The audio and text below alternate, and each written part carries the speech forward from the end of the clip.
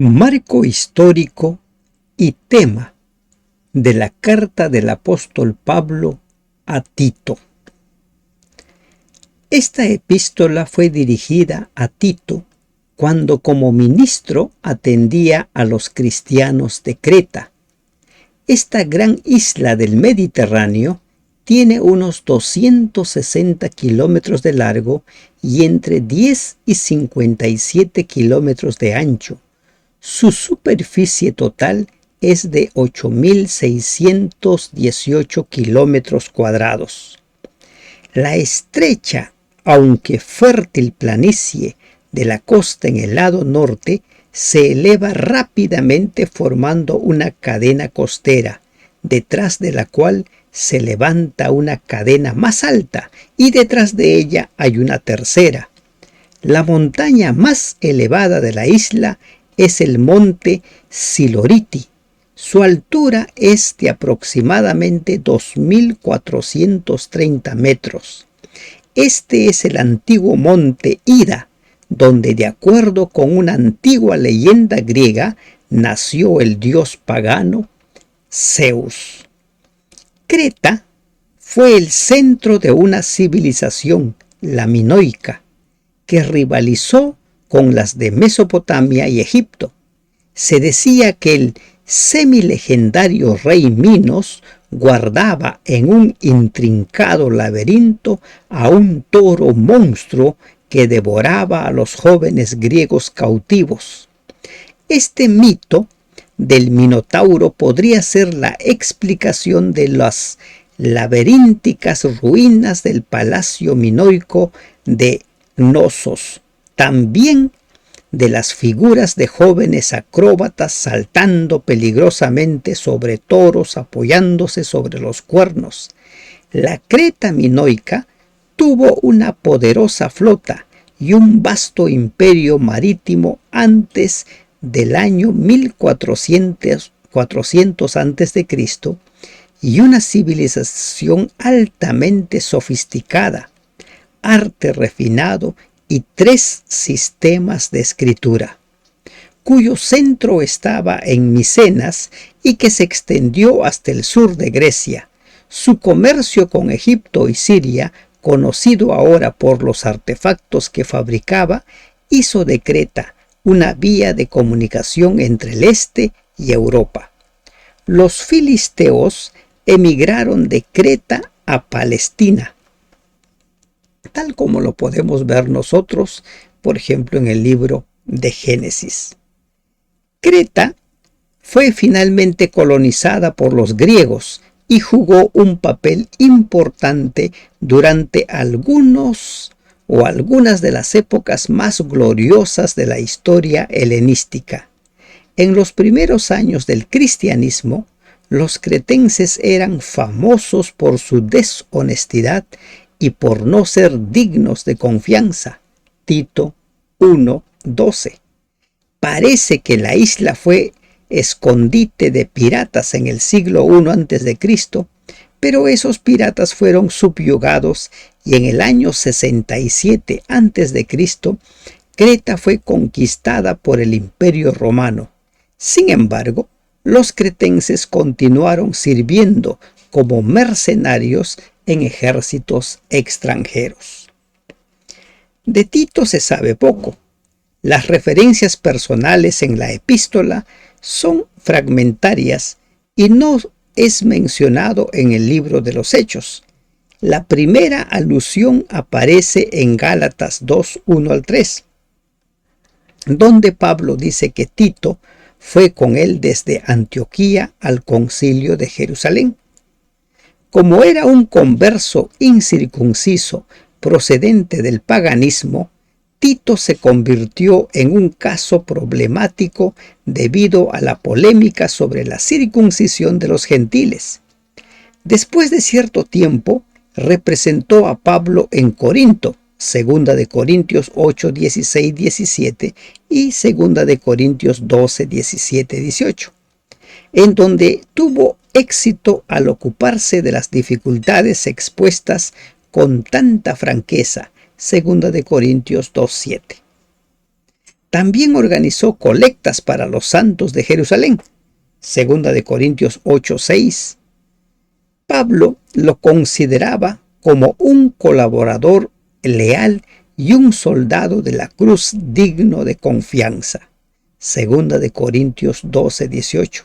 Y se refiere a él como a hermano, compañero y colaborador.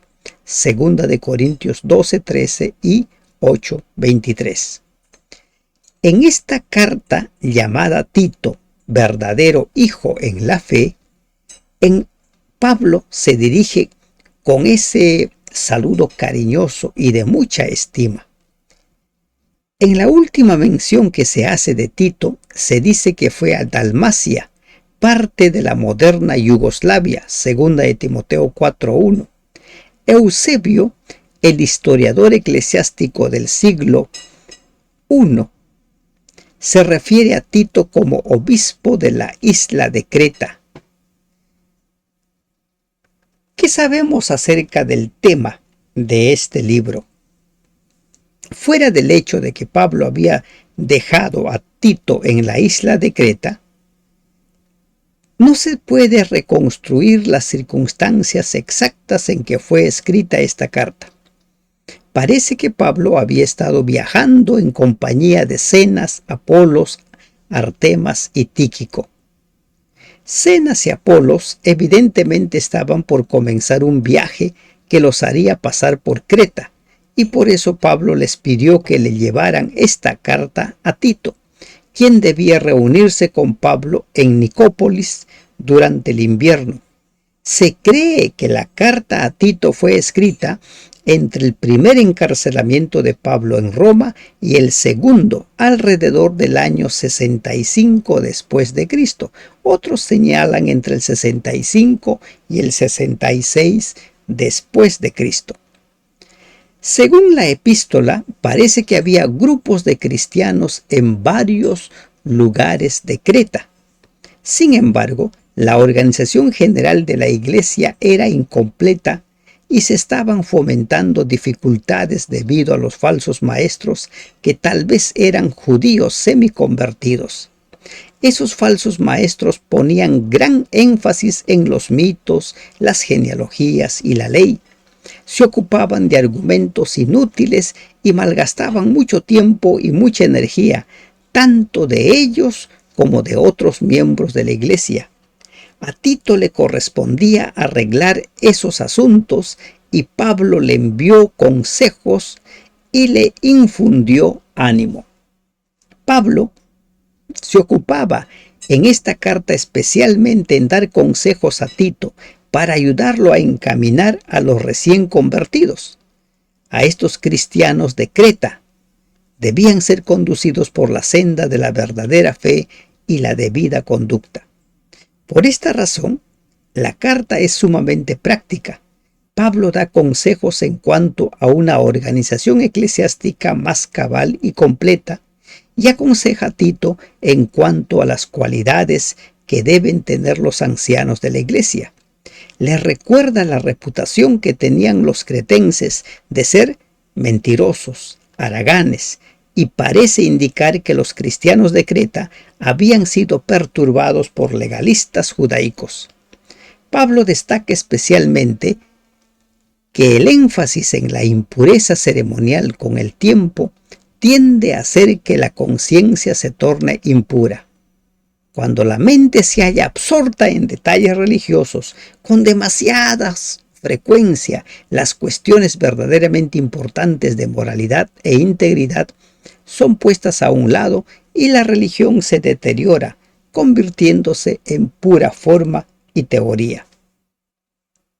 El gran énfasis de Pablo consiste en que los cristianos cretenses debían ser sobrios, castos y plenamente correctos en toda su manera de vivir.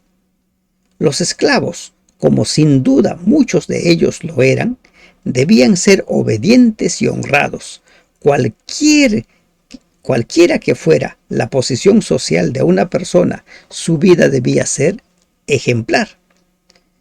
Como conclusión a su carta, Pablo le recuerda a Tito y mediante él a los cretenses que la bondad de Dios hacia el hombre no se gana mediante buenas obras, sino que es la dádiva de la misericordia divina por medio de Jesucristo. Pablo conocía bien la herencia pagana de esos hermanos cretenses y la confusión mental producida por los maestros judaizantes. Por eso pudo tratar específicamente sus problemas. Su consejo es claro y directo. Comprendía a los suyos y los esquemas básicos de su comportamiento.